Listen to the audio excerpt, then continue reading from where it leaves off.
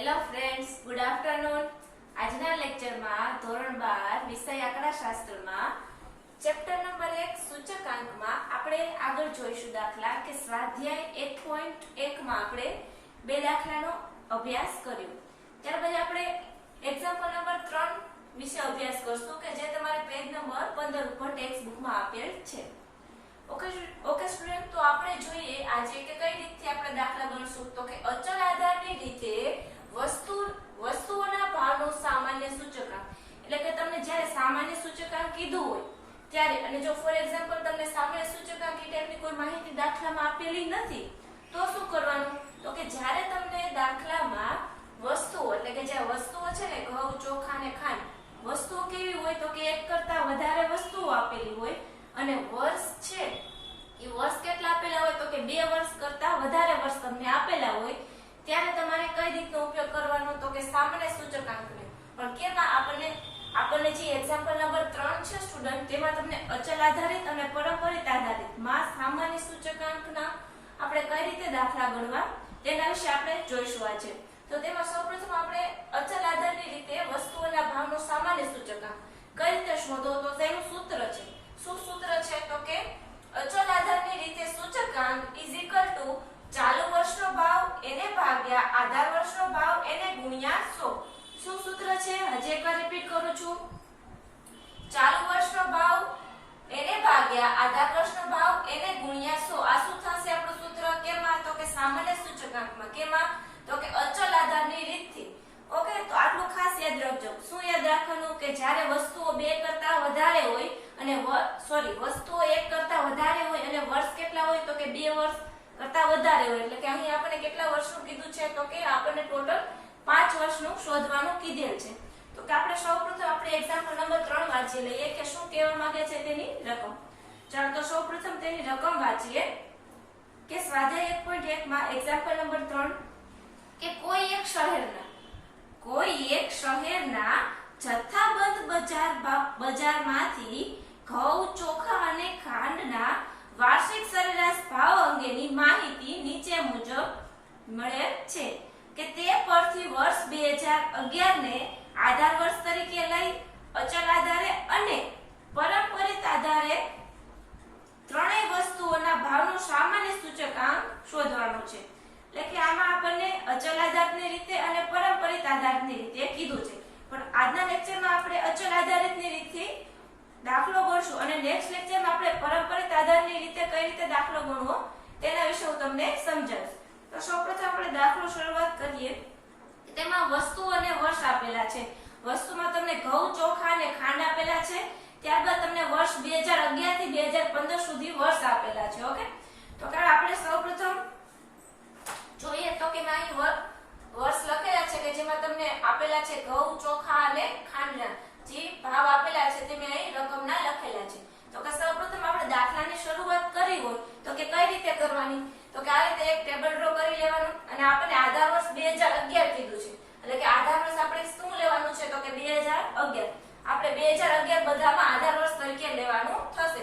તો કે સૌપ્રથમ 2011 માં ઘઉં છે વસ્તુમાં, તેમાં 2011 માં આપણે સૂત્ર શું યાદ રાખવાનું છે તો કે ચાલુ વર્ષનો ભાવ, એટલે કે ચાલુ વર્ષમાં કેટલા આપેલા છે તો કે 18 એને ગુણ્યા 100. પણ આધાર વર્ષનો ભાવ આપણે આધાર વર્ષ કેટલા લેવાના કીધા છે તો કે 2011, તો અહીંયા 18 છે. 18 ગુણ્યા 100 એને ભાગ્યા 18, એટલે એ જવાબ કેટલો આવશે? 100. તેવી જ રીતે આપણે ચોખા અને ખાંડમાં પણ આધાર વર્ષ 2011 કીધેલું હોય ત્યારે બધામાં આપણે સૂચકાંક આપણે કેટલું આવશે તો કે 100 આવશે. કેટલું આવશે? 100. ત્યારબાદ આપણે જોઈએ 2012 માટે. 2012 માં કઈ રીતે જોવાનું? તો કે ચાલુ વર્ષનો ભાવ કેટલો છે તો કે 18.50.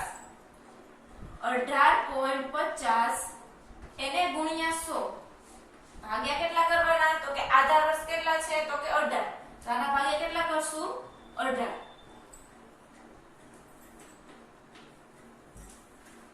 જવાબ કેટલો આવશે? 18.50 એને ગુણ્યા 100 અને એને ભાગ્યા 18, 102.78. ત્યારબાદ આપણે 2012 માં ચોખાનું જોશું. ચોખાનું કઈ રીતે? તો કે 2012 માં 36 એને ભાગ્યા આધાર વર્ષ કેટલા લેવાના છે તો કે 18 એને ગુણ્યા 100 જવાબ કેટલો આવશે 36 ગુણ્યા 100 એને ભાગ્યા 18 એટલે જવાબ આપણે આવશે 200 તેવી જ રીતે આપણે ખાંડનું કરશું ખાંડમાં કઈ રીતે આવશે તો કે આપણને ચાલુ વર્ષમાં 31 આપેલા છે અને આધાર વર્ષ કેટલા આપેલા છે 18 એને ગુણ્યા 100 કરશું જવાબ કેટલો આવશે 31 ગુણ્યા 100 એને ભાગ્યા 18 એટલે આપણે જવાબ આવશે 172.22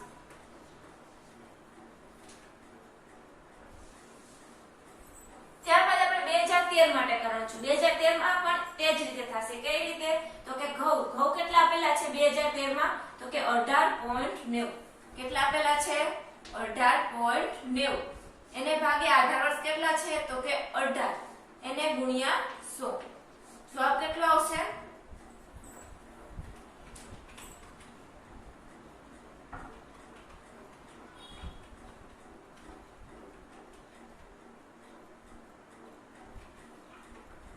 105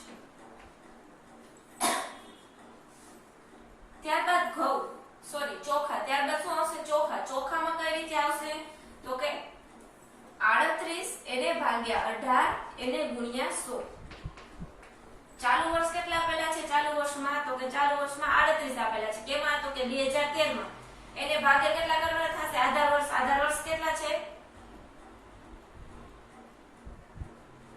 સોરી આપણે અહીં આધાર વર્ષ કેટલા આવશે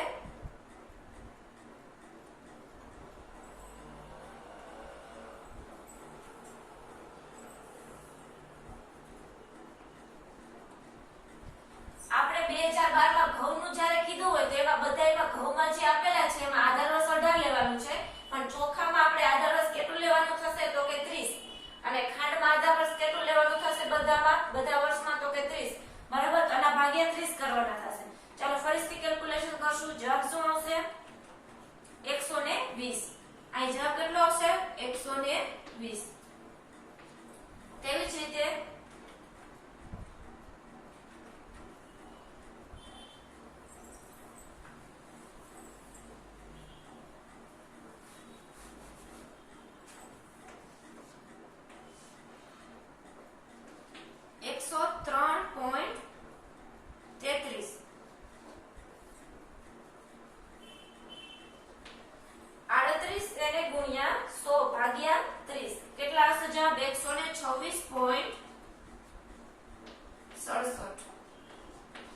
તેવી જ રીતે ખાંડમાં આપણે કેટલા આપેલા છે ચાલુ વર્ષમાં તો કે 32 એને ગુણ્યા 100 એને ભાગ્યા કેટલા આવશે આધાર વર્ષ કેટલા છે તો કે 30 2011 આધાર વર્ષ તરીકે લેવાનું છે એટલે એને ભાગ્યા 30 કરશું જવાબ કેટલો આવશે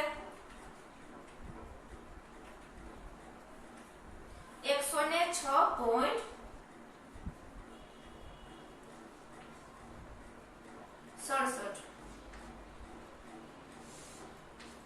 ત્યારબાદ 2014 માટે કરશું 2014 માં આપણે કેટલા આપેલા છે ચાલુ વર્ષ તો કે 19 એને ગુણ્યા 100 ભાગ્યા કેટલા કરવાના થશે તો કે 18 આધાર વર્ષ કેટલું છે 18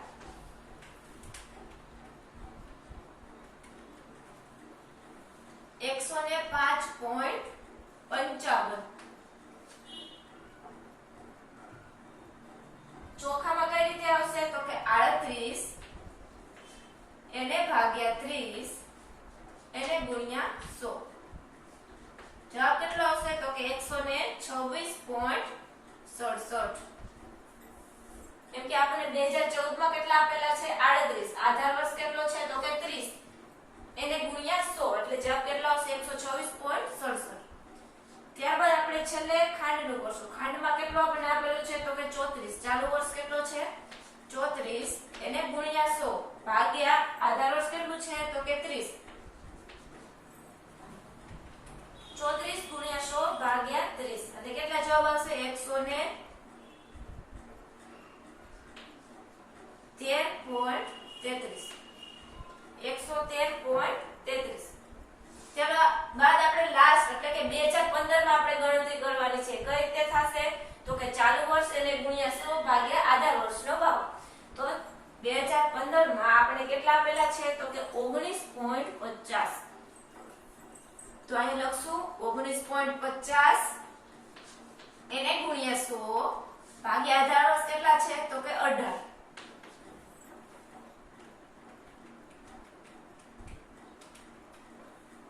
જવાબ કેટલો આવશે તો કે 108.33.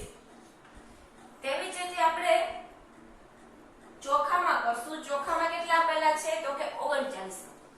39 એને ભાગ્યા 30 એને ગુણ્યા 100.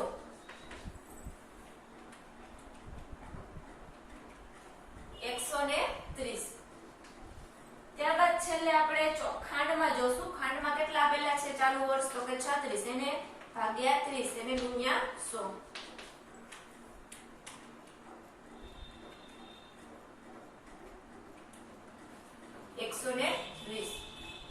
ચલો હવે આપણે આ ત્રણેય જે વસ્તુ આપેલી છે ઘઉં ચોખા અને ખાંડ ત્રણેયનો શું કરશું સરવાળો કરશું. શું કરશું સરવાળો. ચલો આનો ત્રણેયનો ટોટલ કેટલો આવશે તો કે 300. ત્યારબાદ આ ત્રણેયનો ટોટલ 102.78 પ્લસ 120 પ્લસ 103.33. જવાબ કેટલો આવશે 326.11. ત્યારબાદ 2013 માટે ઘઉં ચોખા અને ખાંડનો આપણે સરવાળો કરશું. 105 પ્લસ 126.67 પ્લસ 106.67. ટોટલ કેટલો આવશે 338.34. ત્યારબાદ 2014 માં ત્રણેયનો આપણે પ્લસ કરશું. ત્રણેય વસ્તુ જે છે એ ત્રણેયનો 1 બાય 1 શું કરશું સરવાળો એટલે કે પ્લસ કરતા જશું. બરાબર. કેટલો આવશે જવાબ તો કે 345.55. ત્યારબાદ 2015 માં 108.33 પ્લસ 130 પ્લસ 120. જવાબ કેટલો આવશે 358.33. ચાલો ત્યારબાદ શું કરવાનું આ સરવાળો થઈ જાય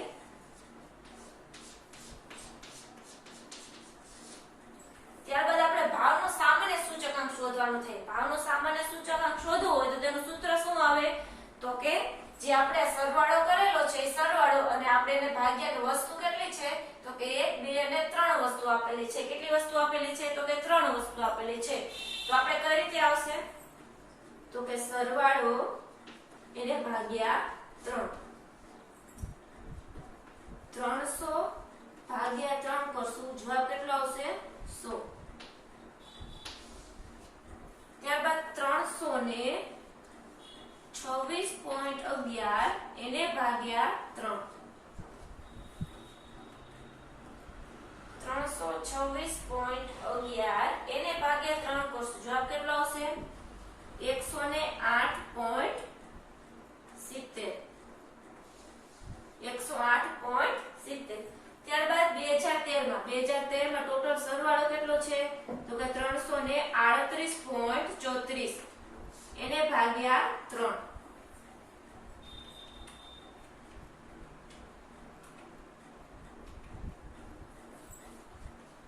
112.78. 112.78 કેનો ટોટલ એટલે આપણે શું આવશે આપણને ભાવનો સામાન્ય સૂચકાંક કેટલો મળશે 2013 માં તો કે 112.78. ત્યારબાદ આપણે 2014 અને 2015 ની ગણતરી કરશું. કઈ રીતે તો કે જે આપણે સરવાળો મળેલો છે 345.55 એને ભાગ્યા 3. ત્યારબાદ 2015 માં 358.38 ભાગ્યા 3. ચાલો આનો જવાબ શું આવશે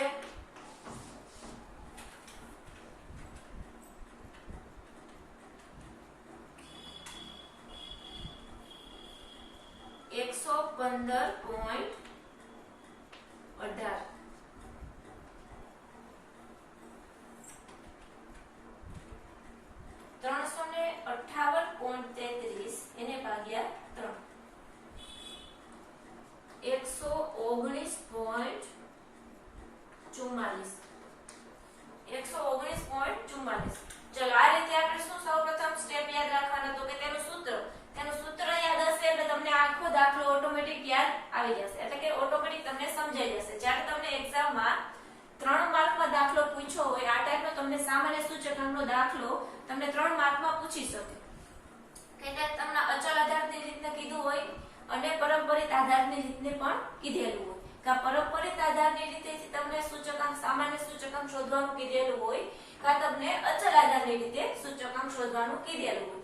જ્યારે તમને દાખલામાં અચલ આધારની રીતે સૂચકાંક શોધવાનું કીધું હોય તો કે સૌપ્રથમ તેનું સૂત્ર શું થાય તો કે ચાલુ વર્ષનો ભાવ એને ગુણ્યા 100 એને ભાગ્યા આધાર વર્ષનો ભાવ. એટલે કે આપણે આધાર વર્ષ આપણને દાખલામાં આપી દીધેલું હશે રકમમાં કે તમારે આટલા વર્ષનો આધાર વર્ષ તમારે લેવાનો છે. ઓકે, ત્યારબાદ આપણે ટેબલ ડ્રો કરી લેવાનું. તેમાં આપણે 1 બાય 1 જે તમને રકમમાં આપેલું હોય તેમાં આપણે સૂત્ર પ્રમાણે ગણતરી કરતું જવાનું. લાસ્ટમાં તમારે શું કરવાનું કે જે તમને ત્રણેય વસ્તુ મળેલી છે એ ત્રણેય વસ્તુનો બધા વર્ષમાં આપણે શું કરશું બધાનો સરવાળો કરશું. ત્યારબાદ જે આ 3 વસ્તુ છે એને ભાગ્યા આપણે કેટલા કરતા જશું 3. તેવી જ રીતે આપણે શું મળશે છેલ્લે તો કે ભાવનો સામાન્ય સૂચકાંક.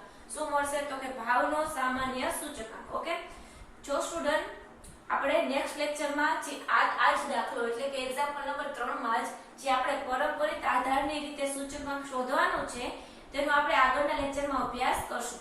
એટલા માટે તમે આગળનો લેક્ચર જોજો કે તમને વધારે ખ્યાલ આવે કે જ્યારે પરંપરિત આધારના રીતે સૂચકાંક શોધવાનો હોય તો કઈ રીતે શોધવું. બરાબર સ્ટુડન્ટ? તો અહીં સુધી આપણે રાખીએ આજનો લેક્ચર. જો સ્ટુડન્ટ તમને આ વિડીયો પસંદ આવ્યો હોય તો લાઈક શેર અને સબસ્ક્રાઇબ કરવાનું ભૂલશો નહીં. Thank you student.